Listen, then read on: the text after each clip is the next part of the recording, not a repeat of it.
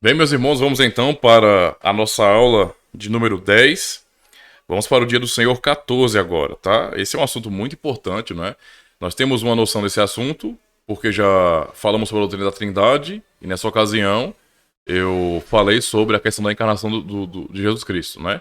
E a importância, nesse sentido, de compreender isso. Então, essa aula de hoje vai tratar ainda sobre esse assunto, que é muito, muito importante mesmo, tá? Dia do Senhor 14, na pergunta 35, nós vemos bem assim. O que você confessa quando diz que Cristo foi concebido por obra do Espírito Santo e que nasceu da Virgem Maria? Vamos por parte aqui, eu vou ler a primeira resposta, não é?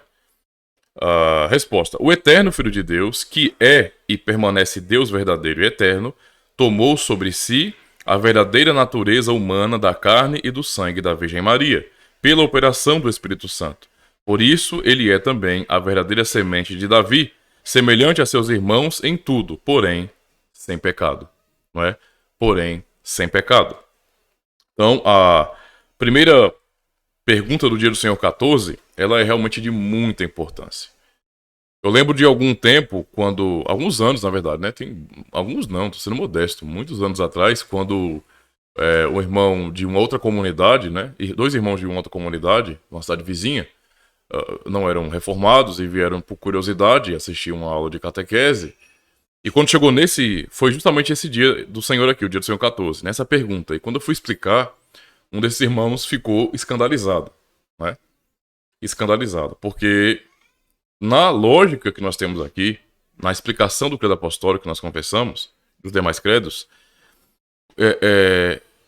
nós dizemos que ele nasceu da Virgem Maria e isso tem um significado. Nasceu no ventre da Virgem Maria, isso tem um significado, não é? O significado é que o eterno Filho de Deus, que é e permanece Deus verdadeiro e eterno, tomou sobre si a verdadeira natureza humana da carne e do sangue da Virgem Maria.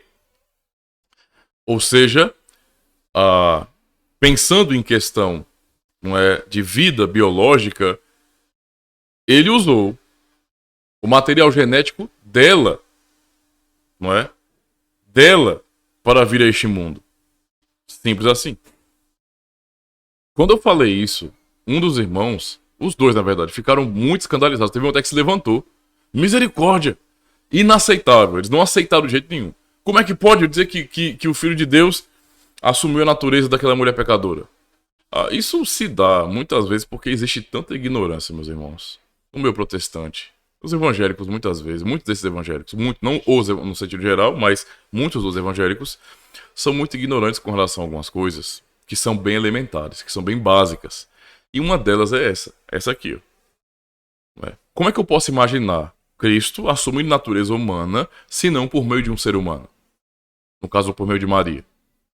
Se não realmente assumindo aquela natureza humana. Não faz sentido isso. Mas não faz sentido mesmo, não é? E eu até tentei explicar, calma, se essa é a sua preocupação de que a natureza corrompida de Maria prejudicaria de alguma maneira a Jesus Cristo, ou iria o corromper, isso já está resolvido. No Evangelho de Lucas, não é, nos é ensinado exatamente assim, que o Espírito Santo a cobriu com o seu poder. Entende a situação? Então não foi uma coisa normal, foi um milagre. Foi um milagre. Entende? Não foi uma coisa normal. Se é o fruto, não é, do relacionamento do homem e da mulher, então não é um milagre como descrito no Evangelho. É uma coisa natural, normal. É o processo ordenado por Deus, ordinário. E, portanto, por meio desse relacionamento de homem e mulher, outro pecador nasce. Porque esse pecador é gerado de dois pecadores. Mas no caso de Cristo é diferente. É diferente. O Espírito Santo, não é? É quem gerou a Jesus Cristo no ventre de Maria. E isso o protegeu, não é? Protegeu a natureza humana que ele estaria assumindo ali de ser tocada pelo pecado. Esse é o fato. O irmão ficou escandalizado. Inclusive quando eu pude descobrir naquela aula que a heresia era pior do que eu imaginava. Porque além disso, já era uma coisa bem herética, na verdade, negar o óbvio da Escritura. Ele ainda teve dificuldade quando eu falei que, e você acha que quem é que está no céu, sentado à direita de Deus Pai Todo-Poderoso? Um homem. A nossa natureza está no céu. Misericórdia! Né? Carne e sangue não entra no reino dos céus. Cara, assim, aí quem começou a se escandalizar foi eu. Eu me escandalizei. Porque era muita baboseira, me perdoe. Mas era muita bobagem que você via ali, ouvia naquela pessoa que realmente era triste. Você percebe que o indivíduo não teve nenhum tipo de instrução a respeito de coisas básicas da escritura, não é? E eu até perguntei, mas você acha que isso é como é que uma pessoa nasce, cara? É necessário que haja informação genética. Entendeu? É necessário que haja informação genética, do contrário, não seria um homem. E veja o peso disso aí, meus irmãos. Porque se Cristo ele não assumiu a natureza humana, não é da Virgem Maria, não foi gerado nessa natureza humana, essa natureza dela não foi usada, a natureza humana, eu digo, não foi usada para gerar, não é, a vida humana nesse sentido, Jesus Cristo, então segue-se que o que nasceu do ventre dela não é um homem, é uma coisa diferente. É uma coisa diferente. Significa dizer então que o Filho de Deus não assumiu a nossa natureza. Entende? Ou então que a natureza humana de Cristo veio do céu. Tá errado isso. Tá totalmente errado. Ele veio para assumir a nossa natureza, porque nós pecamos. Então, para cumprir o desígnio de Deus, não é? E ser o nosso sumo sacerdote e substituto, perfeito? Deveria ser um homem como nós. Por isso ele nasceu. Por isso do processo comum de nascimento. Por isso não foi uma teofania, mas ele nasceu de fato. Para ser um homem legítimo, reconhecido. Por isso ele passou esse tempo todo na Terra, aqueles 3 anos, tendo contato, relacionamento com pessoas, para que todos pudessem ver. Por isso ele morreu, passou 3 dias, para que todos pudessem chorar a sua morte e até ficarem desesperados, para que todos soubessem que ele é um homem, ele assumiu a natureza humana. Isso é algo muito, muito importante. Muito importante mesmo. Então, o que estamos confessando aqui, em explicação ao credo, é o que aprendemos pela Escritura. Isto é, o Filho, o que você confessa quando diz que Cristo foi concebido por obra do Espírito Santo, nasceu da Virgem Maria. O que nós confessamos? Que o eterno Filho de Deus, que é e permanece Deus verdadeiro, tomou sobre si a verdadeira natureza humana da carne e do sangue da Virgem Maria, pela operação do Espírito Santo. Por isso, ele é também a verdadeira semente de Davi, semelhante a seus irmãos em tudo, porém sem pecado. Ora, basta lembrar de Gálatas capítulo 4, basta lembrar, por exemplo, também, não é, da carta aos Hebreus. São textos que nos ensinam isso. Que Cristo, não é, e no contexto de Hebreus, que o mediador, digamos assim, não é, ele assumiu a natureza nossa, a natureza humana. Não é? Nessa ligação toda, o nascimento de Cristo foi o cumprimento de profecia, foi o cumprimento dos eternos decretos de Deus, não é? Promessa feita ao povo do Senhor no passado, promessa feita a Abraão, a Davi. Então ele teria que ser descendente deles, simplesmente isso, não é? Como que ele seria, por exemplo, oficialmente da descendência de Abraão, não é? Naquele sentido ali, se ele não tivesse sido um humano de verdade? Porque se ele não herdou, não é? Não assumiu a natureza humana por meio de Maria, de fato, não é? Usando o material genético dela, a informação genética dela, ele então não é um homem de verdade. E se Cristo não é um homem, logo segue-se que quem morreu na cruz não foi um homem. E se um homem não morreu na cruz para pagar o nosso pecado, nós não fomos perdoados, nossos pecados não foram pagos, não é? E se um homem não morreu, logo também não ressuscitou. Entendeu a situação? E não temos salvação. É uma situação realmente muito difícil, né? Quando pessoas não conseguem compreender questões básicas. Mas é assim que muitos acabam pensando. E aí eu vou citar mais uma vez para vocês a importância do que nós estamos vendo aqui no nosso catecismo, tá? Justamente mostrando aquilo que também aprendemos no próprio credo de Atanásio. E aí eu vou ler de novo a parte de Cristo para vocês, que diz bem assim: mas é necessário, para a salvação eterna, crer também fielmente na encarnação do nosso Senhor Jesus Cristo. Certo? Então, a verdadeira fé é que cremos e confessamos que nosso Senhor Jesus Cristo, Filho de Deus, é igualmente Deus e homem. Ele é Deus da substância do Pai, gerado antes de todos os tempos eternos. Antes de todos os tempos, no caso. E ele é homem da substância do Pai também? Não. Deus não é homem? Qual o sentido disso? Então ele é Deus da substância do Pai, gerado antes de todos os tempos. Mas ele é homem da substância da mãe, nascido no tempo. Não podemos nos esquecer que Cristo, Jesus Cristo, o Cristo enviado por Deus, ele tem duas naturezas. São duas naturezas, divina e humana, na única pessoa do Senhor Jesus Cristo. Inseparáveis. Certo? Mas quando olhamos, não é, as características das naturezas, podemos admitir isso, que ele é Deus da substância do Pai. Porque, obviamente, ele não pode ser Deus da substância da mãe, porque Maria é uma criatura. Somente isso, nada além disso. Nem um grau a mais do que isso. Só uma criatura, não é? E me perdoem se algum católico romano ainda, de repente, tiver acesso a esse vídeo.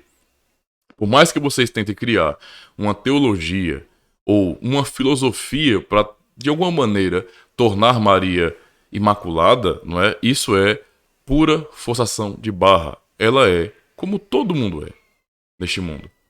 Ela era uma pecadora. Ela era uma pecadora, simplesmente isso.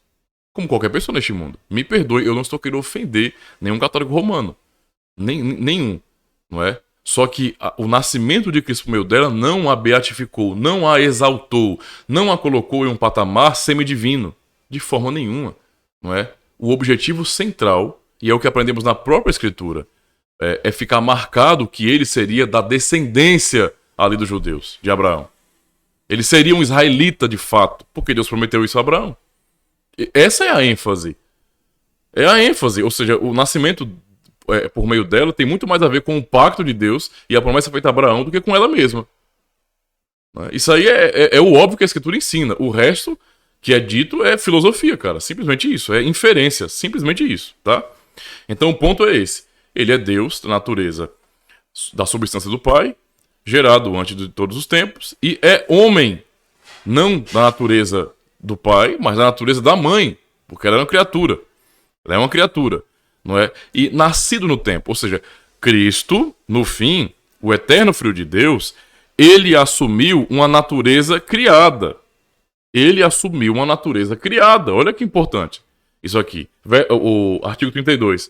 Perfeito Deus, perfeito homem. Ou seja, esse é o ponto aqui, né? E tem gente aí que fica negando que negócio de Jesus ser 100% Deus, 100% homem é invenção de concílio. Rapaz, toma cuidado. Se você nega uma coisa como essa, se você não crê nessa verdade, você não está negando a filosofia da igreja, você está negando a fé em Jesus Cristo. Esse é o ponto. E sem fé nele não tem salvação não, filho. Simplesmente isso. Então, perfeito Deus, perfeito homem.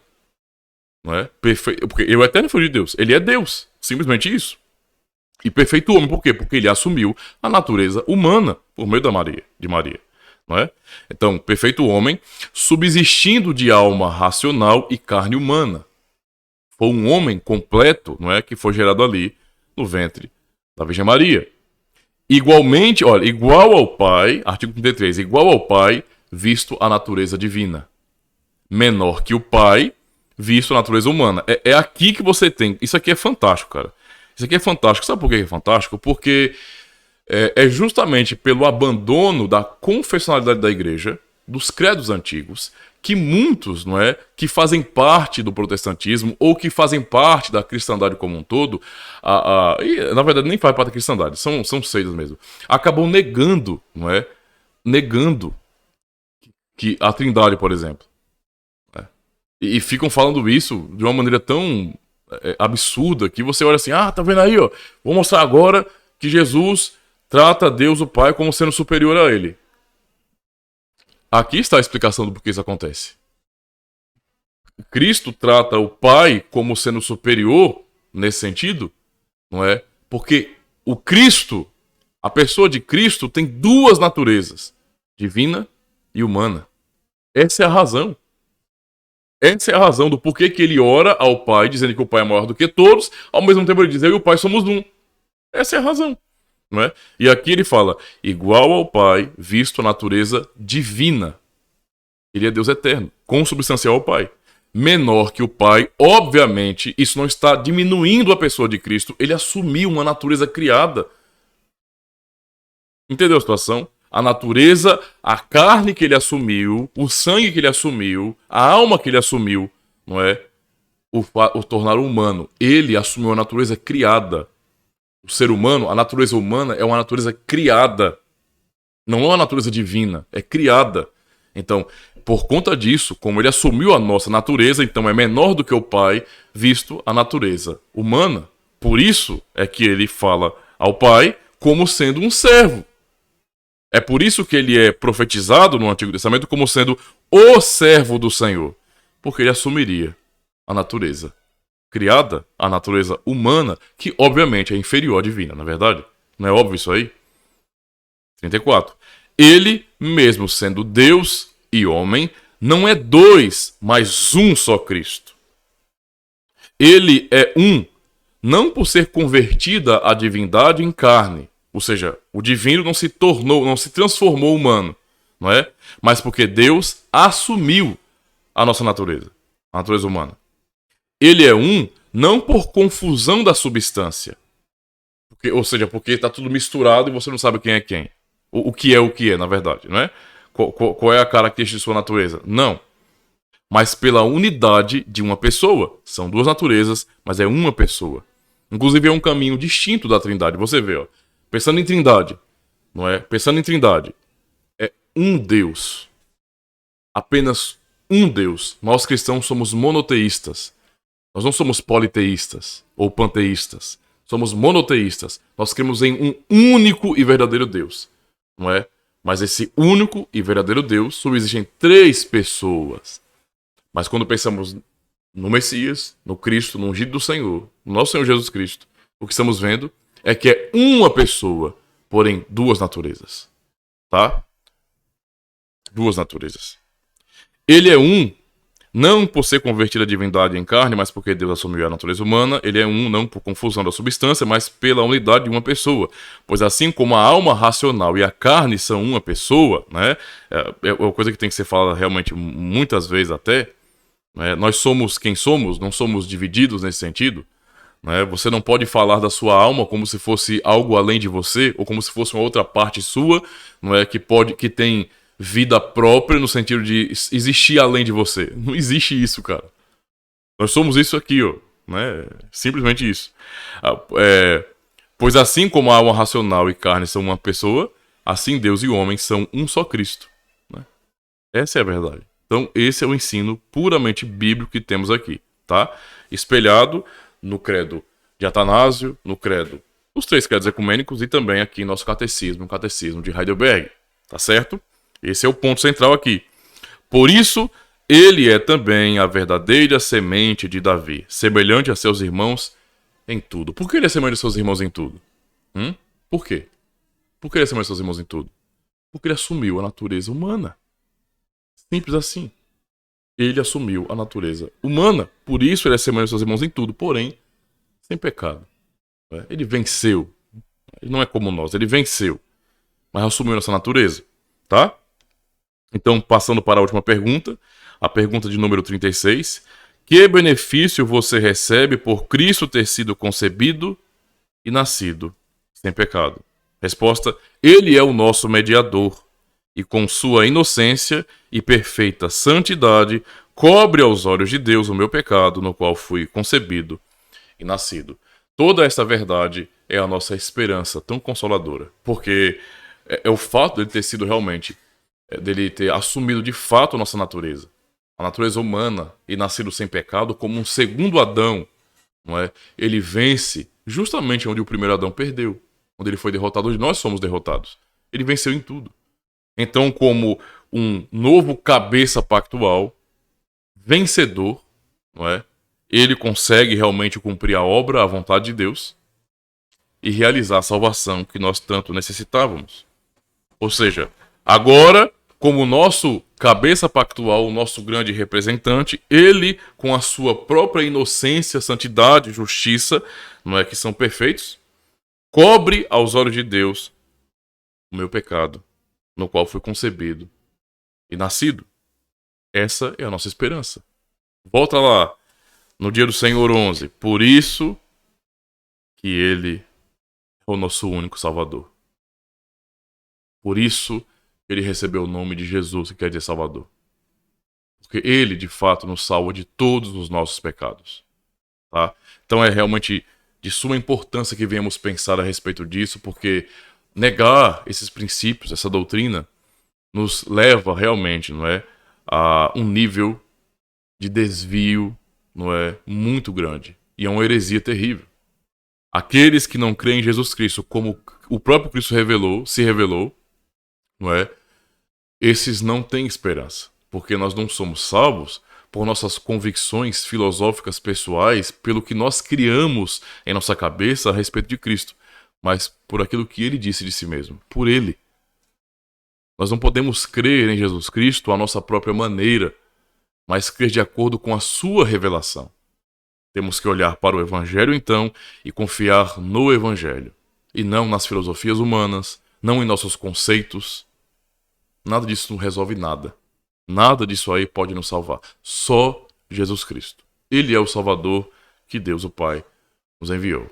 Amém? Temos então uma sequência de 2 aulas, uma para repor a anterior, que foi prejudicada, e já a de hoje mesmo, digamos assim. Então tem um tempo bom aí, de pelo menos 1 hora de estudo para vocês, tá bom? Muito obrigado, Deus abençoe. E na próxima semana vamos tentar fazer ao vivo, né? Tá certo? Valeu, pessoal. Fiquem na paz e bom final de semana.